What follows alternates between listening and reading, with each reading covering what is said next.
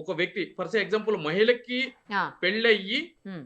పెళ్లి కాని ఇంకొక మగ వ్యక్తితోటి సహజీవనం చేసి, హ్మ్. చేస్తూ నాకు ప్రొటెక్షన్ కావాలి అని చెప్పి పోలీసోళ్ళకి అడిగితే, సదరు మహిళకి గాని, లేదంటే గనక వైస్ వర్సా ఆ! ఆ యొక్క అదే. అదే.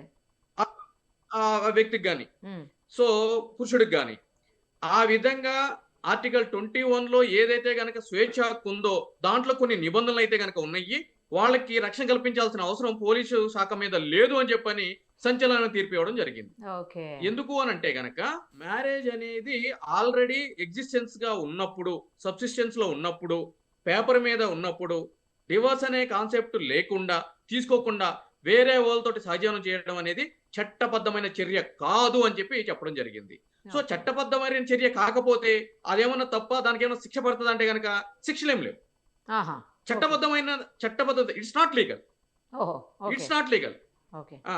ఎందుకు అనంటే గనక మన దేశ పార్లమెంటు ఈ విధంగా సహజీవనం చేస్తే తప్పు అని జెప్పి ఎటువంటి యొక్క చట్టము ఇప్పటి వరకు చేయలేదు హ్మ్. గాబట్టి, హ్మ్. ఓకే. అలా అని చెప్పని ఒక పెళ్లి ఎగ్జిస్టెన్స్‌లో ఉన్నప్పుడు, ఆ పెళ్లిని రద్దు చేసుకోకుండా వేరే వాళ్ళతో కలిసి జీవించడం అనేది చట్టబద్ధమైన ప్రక్రియ కాదు అని చెప్పి చెప్పడం జరిగింది. కాబట్టి అటువంటి చట్టబద్ధమైన ప్రక్రియ కానటువంటి పనులు చేస్తున్నప్పుడు పోలీసు వాళ్ళకి రక్షణ కల్పించాల్సిన అవసరం, ఆవశ్యకత లేదు అని చెప్పి చెప్పడం జరిగింది. అంతకుముందు అడల్టరీ అనే సెక్షన్ అనేది ఉండేదండి. హ్మ్. అవును. సో, ఇటువంటి కార్యక్రమాలు చేసేటప్పుడు ఈ సహజీవనాలు పెళ్లైన వాళ్ళు భర్త అనుమతి లేకోకుండా లేదంటే గనక లైక్ మహిళ అనుమతి లేకుండా ఎవరితో అయినా సరే ఇటువంటి సహజీవనాలు చేసినప్పుడు అడల్టరీ సెక్షన్ కింద కేసు ఓకే. అనేది రిజిస్టర్ చేయడం జరిగింది. ఆ! సో, ఇది ఆర్టికల్ 14, 21 వయలేషన్‌గా ఉందని చెప్పి సుప్రీం కోర్ట్ వారు ఆ యొక్క సెక్షన్‌ని రద్దు చేయడం జరిగింది.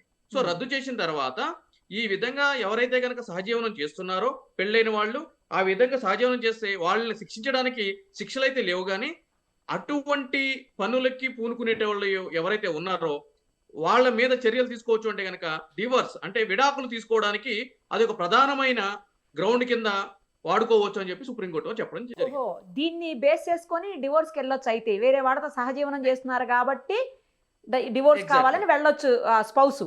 ఎగ్జాక్ట్‌లీ అండి. ఓహో! ఎగ్జాక్ట్‌లీ.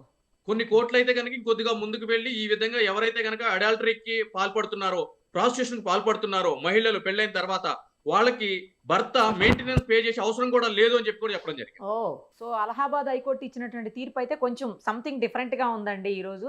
ఇప్పటి వరకు చాలా కోర్ట్స్ క్లారిటీ ఇచ్చాయి. ఉందండి. క్లారిటీ ఉందా? క్లారిటీ ఇచ్చారు. క్లారిటీ ఇచ్చారు.